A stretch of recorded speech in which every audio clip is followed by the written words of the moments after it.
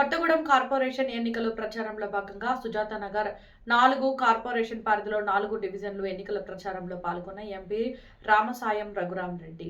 ఆయనతో పాటు కార్పొరేషన్ ఎన్నికల ప్రచారంలో కాంగ్రెస్ ముఖ్య నాయకులు, రాష్ట్ర జిల్లా నాయకులు, టీపీసీసీ జనరల్ సెక్రటరీ నాగా సీతారాములు, మోత్కూరు ధర్మారావు, చింతలపూడి రాజశేఖర్, మండే వీర హనుమంతరావు, యూత్ కాంగ్రెస్ జిల్లా అధ్యక్షుడు చీకటి కార్తిక్, బత్తుల వీరయ్య ప్రజలు అధిక సంఖ్యలో పాల్గొన్నారు. గౌరవనీయ పెద్దలు, పార్లమెంట్ సభ్యులు శ్రీ రామసహాయం రఘురామరెడ్డి గారు, కాంగ్రెస్ పార్టీ పిసిసి సభ్యులు సీతారాములు గారు, హనుమంతరావు గారు, ధర్మారావు గారు, కాంగ్రెస్ ఇన్ఛార్జి జగదీష్ గారు, సిపిఎం కార్యదర్శి మచ్చ వెంకటేశ్వరరావు గారు, ఈ కార్యక్రమంలో పాల్గొంటున్న సిపిఎం, కాంగ్రెస్ పార్టీ కార్యకర్తలు, ఓటర్ మహాశైలు అందరికీ ముందుగా నా నమస్కారం. సుజాత నగర్ ప్రాంతం అంటే పేదల పోరాటాలకు కేంద్రం.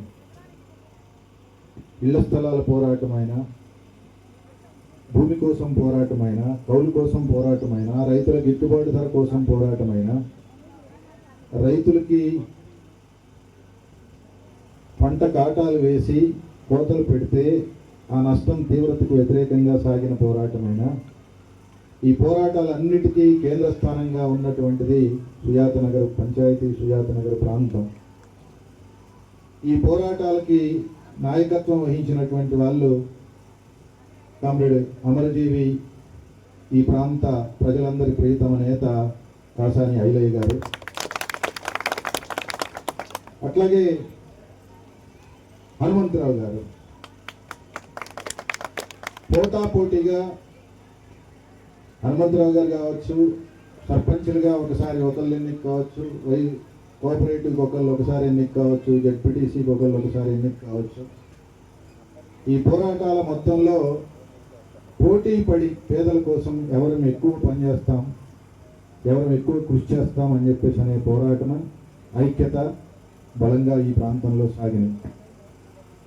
ఐలయ్య గారు సర్పంచ్గా చేశారు, కాసాని లక్ష్మి గారు సర్పంచ్గా చేశారు, అట్లాగే హనుమంతరావు గారు జెడ్పీటీసీగా చేశారు, తర్వాత సొసైటీ ప్రెసిడెంట్గా చేశారు, సరిత గారు ఉప సర్పంచ్గా చేశారు, ధర్మ గారు సర్పంచ్గా చేశారు, భాస్కర్ గారు సర్పంచ్గా చేశారు.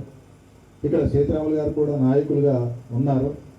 ఈ మొత్తం ఒక సమన్వయంతో ఈ ప్రాంత అభివృద్ధి కోసం, ప్రజల అభివృద్ధి కోసం, పేదల కోసం కృషి చేసినటువంటి ప్రాంతం ఈ ప్రాంతం. ఈరోజు అట్లా పేదల సమస్యల కోసం కృషి చేస్తూ ముందుకు సాగుతున్నటువంటి పార్టీ, అట్లాగే కాంగ్రెస్ పార్టీ సమన్వయంగా కలిసి స్థాయిలో జాయిన్ చేస్తామని చెప్పడం జరిగింది.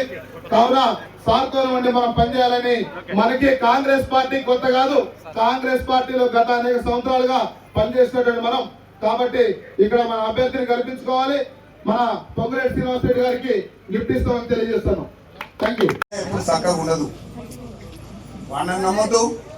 బీఆర్ఎస్ అయితే ఓటు వేస్తే మీది మురిగిపోయినట్టే, విన్నారా? ఎందుకంటే పనులు కావు. మిగతా సంక్షేమ పథకాల గురించి ఏం చెప్పదలుచుకోలేదు, మీ అందరికి పూర్తి స్థాయిగా తెలుసు. ఇక్కడ ఇందిరమ్మ ఇండ్లు ఇచ్చేది పొంగులేటి శ్రీనివాసరెడ్డి గారు.